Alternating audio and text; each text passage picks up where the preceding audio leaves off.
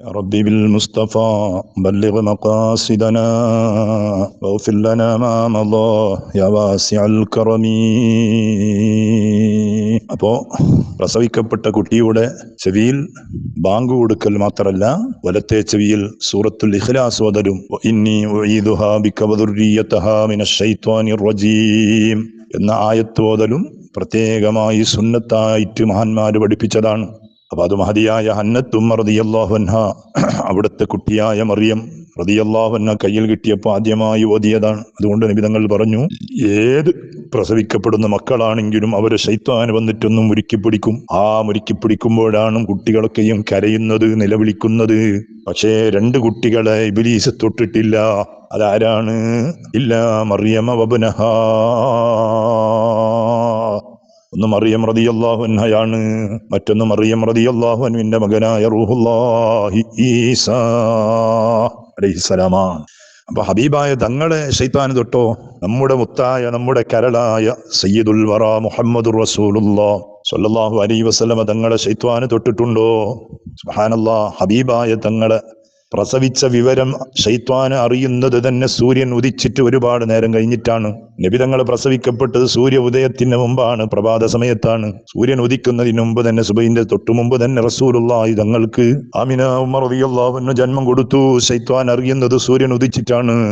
അന്നത്തെ സൂര്യൻ ഉദിച്ചപ്പോൾ പ്രത്യേകമായ വെളിച്ചം, പ്രത്യേകമായ സൂര്യൻ എന്തോ ഒരു മാറ്റം കണ്ടു ശൈത്വാന്. ഇബ്ലീസ് പട്ടാളങ്ങളെ വിളിച്ചിട്ട് പറഞ്ഞു, എന്തോ ഒരു പ്രത്യേകമായ മാറ്റം കാണുന്നുണ്ട്. അതുകൊണ്ട് നിങ്ങൾ ഒന്നാം ആകാശത്തിൽ പോയിട്ട് വിവരങ്ങൾ നിങ്ങൾ ചോർന്നു കൊണ്ടുവരണം. അന്ന് വരെ ഇബ്ലീസിനും പട്ടാളങ്ങൾക്കും പ്രത്യേകമായ ഒരു പെർമിറ്റ് ഉണ്ടായിരുന്നു, ഒന്നാം ആകാശത്തിൽ പോയിട്ട് മലക്കുകളുടെ സംസാരങ്ങൾ ചോർന്നു കൊണ്ടുവരാൻ. ആ പെർമിറ്റുകൾ മുഴുവനും അല്ലാഹു റബ്ബ് സുബ്ഹാനഹു വ തആല ഹബീബായ തങ്ങളുടെ ജന്മത്തോടു കൂടിയിട്ട് അത് നിരുത്തി എന്നതാണ്. അങ്ങനെ അനുയായികൾ ഒന്നാമത്തെ ആകാശത്തിലേക്ക് കയറിപ്പോയി. പോകുമ്പോൾ അല്ലാഹു തആല ആ ശൈത്വാന്മാരെ ഉൽക്കവർഷങ്ങൾ എറിഞ്ഞിട്ടവരെ കരിപ്പിച്ചു.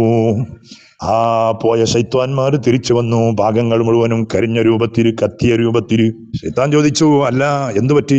പറഞ്ഞു, എപ്പോഴും ഞങ്ങൾ പോയി വരാറുള്ളത് പോലെ ഇപ്പോ പോയി വരാൻ പറ്റില്ല, ഉൽക്കവർഷങ്ങൾ എറിയപ്പെടുകയാണ്. ശൈത്താന് പറഞ്ഞു, എന്തോ ഒരു അത്ഭുതം സംഭവിച്ചിട്ടുണ്ട്. പിന്നെ കുറെ കഴിഞ്ഞിട്ടാണ് അവൻ അറിയൊരു അബ്ദുൽ മുത്തലിബിന് ഒരു പേരക്കുട്ടി ജനിച്ചിട്ടുണ്ട്, അബ്ദുല്ലാ റളിയല്ലാഹു അൻഹുവിന് ഒരു മകൻ ജനിച്ചിട്ടുണ്ട്.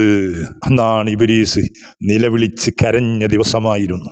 ദുനിയാവിൽ ഒരു കുട്ടിയെ പ്രസവിച്ചതിന്റെ പേരിലും ശൈത്വാന് കരഞ്ഞിട്ടില്ല. പക്ഷേ അന്നത്തെ ദിവസം മുഹമ്മദുർ റസൂലുള്ളാഹ് സ്വല്ലല്ലാഹു അലൈഹി വസല്ലമ തങ്ങളുടെ ജന്മം നടന്നു എന്നറിഞ്ഞപ്പോ ശൈത്വാന് കരഞ്ഞുപോയി. എല്ലാവരെയും ശൈത്വാന് കരയിപ്പിക്കുന്ന ദിവസം, ഹബീബായ തങ്ങളെ പ്രസവിച്ച ദിവസം ശൈത്വാനാണ് കരഞ്ഞത്, ഹബീബായ തങ്ങളല്ല. തങ്ങളെ ശൈത്വാന് തൊടൂല, തങ്ങളിലേക്ക് അടുക്കാൻ ശൈത്വാനിന് കഴിയൂല. അല്ലാഹുവിന്റെ ഹബീബിന് അല്ലാഹു കൊടുത്ത പവറാണ് കേട്ടോ. സുബ്ഹാനല്ലാഹ്. ഹബീബായ തങ്ങൾക്ക് എല്ലാ മനുഷ്യന്മാരുടെ അടുത്ത് ഒരു മലക്കുണ്ടാവും, ഒരു ശൈത്വാൻ ഉണ്ടാവും. എല്ലാവരുടെ അടുത്തുണ്ടാവും. ലമ്മത്തും മിനൽ മലക്കി വലമ്മത്തും മിനശ് ശൈത്വാൻ. നാം നന്മ ചെയ്യുന്നത് മലക്കുകളുടെ ഭാഗത്തിൽ നിന്നുള്ള കുത്ത് കിട്ടുമ്പോഴാണ്, തെറ്റ് ചെയ്യുന്നത് ശൈത്വാന്റെ ഭാഗത്തിൽ നിന്നുള്ള കുത്ത് കിട്ടുമ്പോഴാണ്. സുബ്ഹാനല്ലാഹ്. പക്ഷേ ഹബീബായ തങ്ങൾ കേൾപ്പിച്ച ശൈത്വാൻ അവൻ മുസ്ലിമായി പോയി. റസൂലുള്ളാഹി തങ്ങളുടെ ശൈത്വാന് പോലും മുസ്ലിമായി പോയി എന്നതാണ് ചരിത്രം. മുഅ്മിനീങ്ങളെ, ഇതൊക്കെ നാം അറിയുന്ന വിഷയങ്ങളാണ്. നബി സല്ലല്ലാഹു അലൈഹി വസല്ലം തങ്ങളുടെ ഉമ്മത്തിങ്ങളിൽ പോലും വലിയ വലിയ പദവിയിലുള്ള ആളുകൾ, ശൈത്വാൻ തൊട്ടുനോക്കാൻ കഴിയാത്ത ആളുകൾ ഉണ്ടായിരുന്നു. നബി തങ്ങളല്ല ഇത്, അവിടുത്തെ ഉമ്മത്തിങ്ങളിൽ പോലും, അവിടുത്തെ അനുയായികളിൽ പോലും ശൈത്വാന് തൊട്ടുനോക്കാൻ കഴിയാത്ത രൂപത്തിൽ പവറുള്ള അടിമകൾ ഉണ്ടായിരുന്നു. അതുകൊണ്ടല്ലേ മഹാനായ സയ്യിദുനാ റസൂലുള്ളാഹി സ്വല്ലല്ലാഹു അലൈഹി വസല്ലം തങ്ങൾ പറഞ്ഞത്, ഉമർ തങ്ങളെ വിളിച്ചിട്ട്, ഉമരേ ഇദാ സലക്ത ഫജ്ജൻ സലക ശൈത്വാനു ഫജ്ജൻ ആഖർ ഉമർ ഒരു വഴിയിൽ കടന്നു പോകുമ്പോൾ ആ വഴിയിലൂടെ മറ്റൊരു ഭാഗത്തിൽ ശൈത്വാന് വരുന്നുണ്ടെങ്കിൽ ഉമർ പോകുന്ന വഴിയിൽ നിന്നിട്ട് ശൈത്വാന് തെറ്റിപ്പോകും എന്നതാണ്. ശൈത്വാന് മാറിപ്പോകും. ശൈത്വാൻ എത്ര പേടിയാണ്. ആരെ? ഹബീബായ തങ്ങളുടെ ഉമ്മത്തീങ്ങളിൽപ്പെട്ട സയ്യിദുനാ ഉമർ ഇബ്നുൽ ഖത്താബ്. അങ്ങനെ എത്ര ഔലിയാക്കളുണ്ട്. ശൈത്വാന്മാര് തോറ്റുപോയി അവരുടെ മുന്നിൽ. എത്ര ആളുകളുണ്ട്, അവരെ സ്പർശിക്കാൻ പോലും ശൈത്വാന് കഴിഞ്ഞില്ല.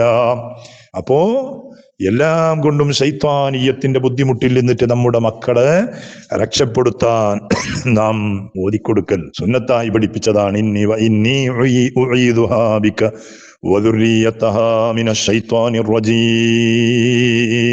ഇന്ന് നമുക്കുണ്ടോ സമയം നമ്മുടെ മക്കൾക്ക് ഓതിക്കൊടുക്കാൻ, നമ്മുടെ മക്കൾക്ക് ചൊല്ലിക്കൊടുക്കാൻ? സുബ്ഹാനല്ലാഹ്. ഇന്ന് ഹോസ്പിറ്റൽ സിസ്റ്റം ആയതുകൊണ്ട് അതിനെക്കുറിച്ച് ആരും ചിന്തിക്കലേ ഇല്ല. അതങ്ങനെയുള്ള ഒരു താല്പര്യമേ ഇല്ല. അതുകൊണ്ടാണ് ഇന്ന് മക്കളെ കൊണ്ട് ഉപ്പമാർ വേദനിക്കുന്നത്. അതുകൊണ്ടാണ് മക്കളെ കൊണ്ട് ഉപ്പമാർ ഇന്ന് പ്രയാസപ്പെടുന്നത്. നമ്മുടെ മക്കളെ ചെറിയ അള്ളാഹു നിഅമത്തായി നമ്മുടെ കയ്യിൽ ഏൽപ്പിക്കുമ്പോ അള്ളാഹു നമ്മോട് പഠിപ്പിച്ച കാര്യങ്ങൾ നാം ചെയ്യണം. അങ്ങനെ ചെയ്താലേ നമുക്ക് രക്ഷപ്പെടാൻ പറ്റൂ. മക്കളെ കൊണ്ട് നമുക്ക് ഇസ്സത്തുണ്ടാവൂ. മക്കളെ കൊണ്ട് നമുക്ക് അഭിമാനിക്കാൻ പറ്റൂ. ഇന്നത്തെ ഓരോ അവസ്ഥകൾ എന്താ? ഹോസ്പിറ്റലിൽ ആ കുട്ടിയെ, പ്രസവിക്കപ്പെട്ട കുട്ടിയെ ഉമ്മാമാന്റെ കയ്യില്, ഉപ്പാപ്പാന്റെ കയ്യില് ഏൽപ്പിക്കുന്ന സമയത്ത് ആദ്യമായിട്ട് ഉമ്മാമ പറയുന്ന വാക്കെന്താ? അല്ലേ? ഓ കള്ളാ, ഓ കള്ളാ, നീ എന്ത് ബുദ്ധിമുട്ടാക്കിയല്ലേ എന്റെ മോളെ, അല്ലേ? അല്ലെ? വയറ്റിൽ ഇങ്ങനെ ചവിട്ടലും പിടിക്കലും കുറെ കണ്ടതാണ്. പ്രസവ ഗർഭിണി ആയിരിക്കെ ഉള്ളിൽ നിന്നിട്ട് ആ കുട്ടിയുടെ ചവിട്ടലും മറ്റും കണ്ടത് കൊണ്ട് മാമ പറയാണ്, കള്ളാ, പെണ്ണാണെങ്കിൽ കള്ളി. ആ ബഹളങ്ങളാണ്, ശബ്ദങ്ങളാണ്, ചിരിയാണ്, അട്ടഹാസങ്ങളാണ് കുടുംബങ്ങളുടെ കുട്ടിയെ കയ്യിലേൽപ്പിക്കുന്ന സമയത്ത്. അത് ആദ്യമായി ചെവിയിൽ കേട്ടിട്ട് വളർന്ന കുട്ടിയാണെങ്കിൽ ആ കുട്ടിയുടെ അവസ്ഥ എന്താണ്? ചിന്തിക്കണ്ടേ മോമിനെ? ചിന്തിക്കണ്ടേ? അല്ലേ? പിന്നെ നമ്മുടെ ധാരണയാണ്, ഉള്ളിലുള്ള ഡോക്ടർ വാങ്ങ് കൊടുത്തിട്ടുണ്ടാവും, ഉള്ളിലുള്ള മുസ്ലിമായ നഴ്സുണ്ട്, ഓള് വാങ്ങ് കൊടുത്തിട്ടുണ്ടാവും, നീ കണ്ടോ, കൊടുക്കുന്നത് കണ്ടോ? നമ്മുടെ ധാരണയാണ്. കൊടുത്തിട്ടുണ്ടാവും. ഇല്ലേ? അവർക്ക് അവരുടേതായ എന്തെല്ലാം തിരക്കുകളുണ്ട്, അവർക്ക് അവരുടേതായ എന്തെല്ലാം ഉത്തരവാദിത്തങ്ങളുണ്ട്. സുബ്ഹാനല്ലാഹ്. അപ്പൊ അതിന്റെ പേരിൽ നമ്മുടെ കർമ്മങ്ങള്, നാം ചെയ്യേണ്ട പ്രവർത്തനങ്ങളൊക്കെയും നാം കൈവിട്ടു പോകുന്നു എന്നതാണ് ചിന്തിക്കേണ്ട വിഷയമാണ്. ഇൻഷാ അല്ലാഹ് ആ ചെറുപ്പത്തിൽ തന്നെ മുൻകാലത്തിലുണ്ടായിരുന്നു. മുൻകാലങ്ങളിൽ കഴിഞ്ഞുപോയ വീടുകളിൽ പ്രസവിക്കപ്പെട്ട നമ്മുടെ മുൻ തലമുറകളിൽപ്പെട്ട ആളുകൾ, അവർക്കൊക്കെയും നമ്മുടെ ഉമ്മാമ്മമാർ, ഉപ്പാപ്പമാർ ഇത് ചെയ്തു കൊടുത്തിരുന്നു. അതുകൊണ്ട് അവർ എത്ര നല്ല ദീനി ചിട്ടയിലൂടെ ഇവിടെ വളർന്നു, എത്ര നല്ല അഭിമാനത്തോടെ അവർ ജീവിച്ചു. ഒരിക്കലും മാതാവിന്റെ, പിതാവിന്റെ ആ ഇസ്സത്തിന് നഷ്ടം വരുത്തുന്ന രൂപത്തിലുള്ള ഒരു പ്രവർത്തനങ്ങളും അവർ ചെയ്തില്ല. നല്ല ഇസ്സത്തോടെ അവർ ജീവിച്ചു, ഇസ്സത്തോടെ അവർ മരിച്ചുപോയി. ഇന്നത് നമ്മിൽ നിന്ന് മറഞ്ഞുപോയ ഒരു കാലത്തിലാണ് നാം ഓരോരുത്തരും ജീവിച്ചിരിക്കുന്നത്. അല്ലാഹു തആല നമ്മയും നമ്മുടെ മക്കളെയും അല്ലാഹു നന്നാക്കി തരട്ടെ, സ്വാലിഹീങ്ങളിൽ ഉൾപ്പെടുത്തട്ടെ. റബ്ബനെ, മക്കളെ കൊണ്ട് ഇസ്സത്ത് താ അല്ലാഹ്, മക്കളെ കൊണ്ട് ദില്ലത്ത് തരല്ലേ റബ്ബേ. അല്ലാഹ്, ഞങ്ങൾ മരിച്ചാൽ നമ്മുടെ മയ്യത്തിന് ആര് ഇമാമത്ത് നിൽക്കുമെന്ന് ചോദിക്കുന്നതിന് മുമ്പ് തന്നെ ഉപ്പാന്റെ മയ്യത്തിന്റെ മുന്നിൽ മകൻ വന്നിട്ട് ഇമാമായി നിൽക്കുന്ന രൂപത്തിൽ നമ്മുടെ മക്കളെ നീ വളർത്തണേ റബ്ബേ. അതിനുള്ള ഇൽമും അതിനുള്ള പക്വതയും അതിനുള്ള ഹിമ്മത്തും നമ്മുടെ മക്കൾക്ക് നീ നൽകണേ റബ്ബേ. അല്ലാഹുവേ, ഒരുപാട് ആളുകൾ മക്കളില്ലാത്തതിന്റെ പേരിൽ ബേജാറായവർ, ഖൈറായ മക്കളെ നീ നൽകണേ റബ്ബേ. ദുനിയാവിലും ആഖിറത്തിലും ഇസ്സത്തുണ്ടാകുന്ന രൂപത്തിലുള്ള മക്കളെ നീ കൊടുക്കണേ അല്ലാഹ്. ഒരുപാട് ഗർഭിണികൾ, പ്രസവം അടുത്ത ഗർഭിണികൾ ദ്വാരക്കാൻ വേണ്ടി പറഞ്ഞ സഹോദരന്മാരുണ്ട്, അവർക്ക് വേണ്ടി റബ്ബേ ആ ഗർഭിണികളുടെ സമയമാകുമ്പോൾ അവരെ നീ സലാമത്താക്കണേ റബ്ബേ. ഒരു ബുദ്ധിമുട്ടില്ലാതെ. ഡോക്ടർമാർ ഭീഷണിപ്പെടുത്തുകയാണ്, സ്കാനിങ്ങിന്റെ കാലാണ്. അല്ലാഹുവേ, ഡോക്ടർമാരെ ആ വിധികളെ അത്ഭുതപ്പെടുത്തുന്ന രൂപത്തിൽ ഡോക്ടറായ പടച്ചവനെ അവർക്ക് നീ റാഹത്തുള്ള പ്രസവം കൊടുക്കല്ലോ, സന്തോഷകരമായ പ്രസവം, ആരോഗ്യമുള്ള മക്കള്, ആലിമീങ്ങളായ ദീനിന്റെ ഖാദിമീങ്ങളായ മക്കളെ നീ നൽകല്ലോ. പടച്ചവനെ, നമ്മുടെ ദുആ സ്വീകരിക്കണേ റബ്ബേ. മരിച്ചുപോയ നമ്മുടെ കുടുംബങ്ങളുടെ ഖബറിടം സ്വർഗമാക്കല്ലോ, അവർക്ക് പൊരുത്തു കൊടുക്കണേ റബ്ബേ. അവരുടെ ഖബർ വിശാലമാക്കല്ലോ. ബിഹഖി സയ്യിദിന മുഹമ്മദിൻ സ്വല്ലല്ലാഹു അലൈഹി വസല്ലം. ആമീൻ ബിറഹ്മതിക يا أرحم الراحمين وبفضل صلى الله على محمد صلى الله عليه وسلم صلى الله على محمد صلى الله عليه وسلم صلى الله على محمد صلى الله عليه وسلم صلى